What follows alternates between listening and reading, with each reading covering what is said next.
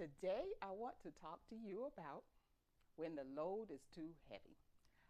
I can remember how many times I felt overwhelmed when the load was too heavy. What am I talking about? I am talking about when we as nurses have gone through, or in my case, have gone through, but you're going through where your assignment is not fair, and sometimes you are overwhelmed because of the fact that your assignment is not fair. I hear you. I've been there, and these are some of the things. When I get finished, I will talk to you and tell you some of the things that I did. Some of them might not be conventional, so I'm not advocating for you to do it, but I'm just letting you know some of the things that happened. So one of the stories that I would like to talk about today has to do with one day I was on the floor, of course, and I was working as a direct patient care, and I was given an assignment. Now, I got to give you a little background on this particular day and on this particular backdrop so you will understand why I may have done some things that may be a little questionable, okay? So what happened is on this particular day, I had already, the way that the work schedule worked on this particular unit was that once you were in a certain area, you stayed in that area. Not unless you went on vacation or something like that, were you not to stay in a certain area. So what happened is I was given an area, usually a group of rooms. That's how it worked on this particular unit. I was given a group of rooms, and in those rooms were the most difficult. High, I won't say difficult because the patient themselves wasn't difficult. They were high acuity patients. And when we talk about high acuity, we mean that they need a lot of care. It's going to take a lot of times. They have a lot of things that need to be done. They have a lot of complex issues.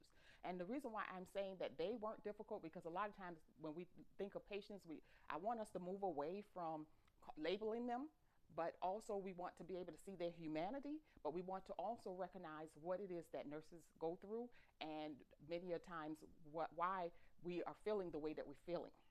And so I was given this group of patients, and they had high acuity, meaning that they were complex. They had a lot of needs.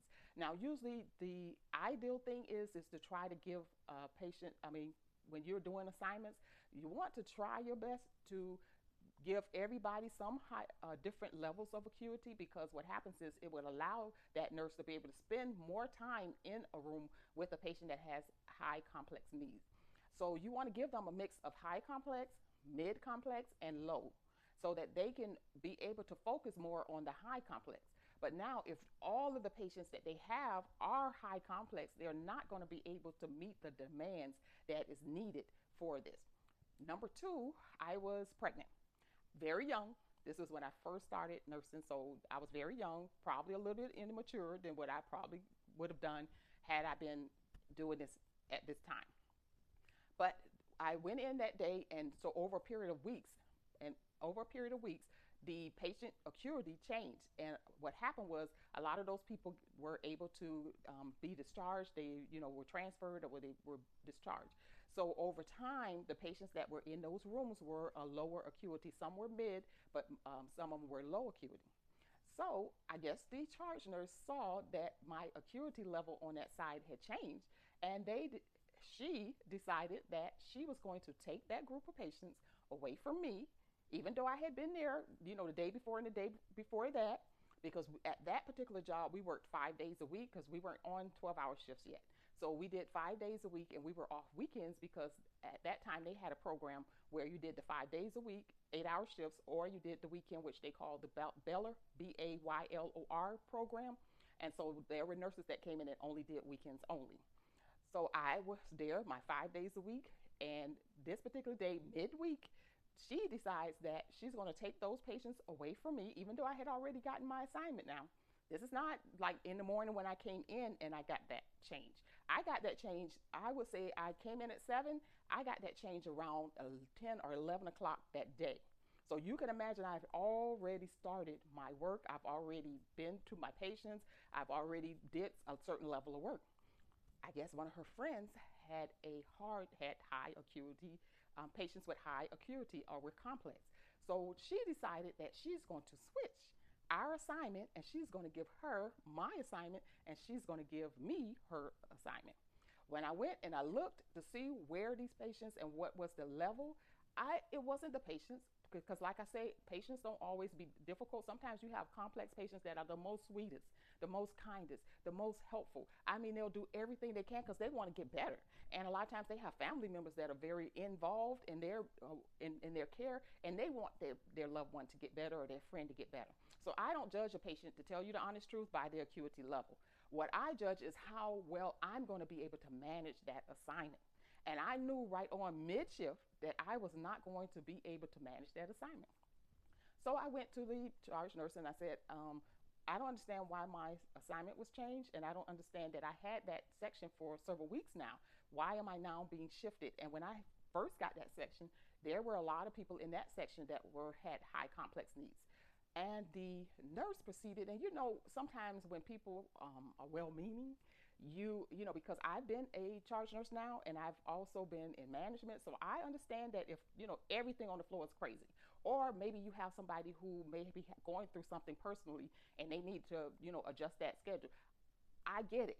But when the person who is complaining is coming to you and they're saying or questioning and saying to you, the last thing they want to hear is you give them some slick comment. So she proceeded to give me this slick comment that, like, if you don't like it, then you could just leave. Well, that wasn't the day to tell me that. I'm sorry. I was young, didn't know no better. I got my purse and I told her, I said, first of all, I went to the nurse's office. I didn't just leave. I went to the nurse's office. I went and talked to the supervisor of the house. And I explained the situation to her, and she was sort of like, same attitude. You don't like it, you can leave. So I said, well, ma'am, I'm going to be leaving. I'm going to get my purse, and I'm going to be leaving. And she said, okay, you can go.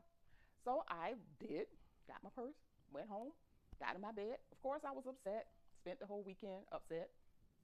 I showed up on Monday. I didn't know if I was going to have a job, but I had a job, and I kept continuing working there. I'm telling this story because, number one, it has a lot to do with age.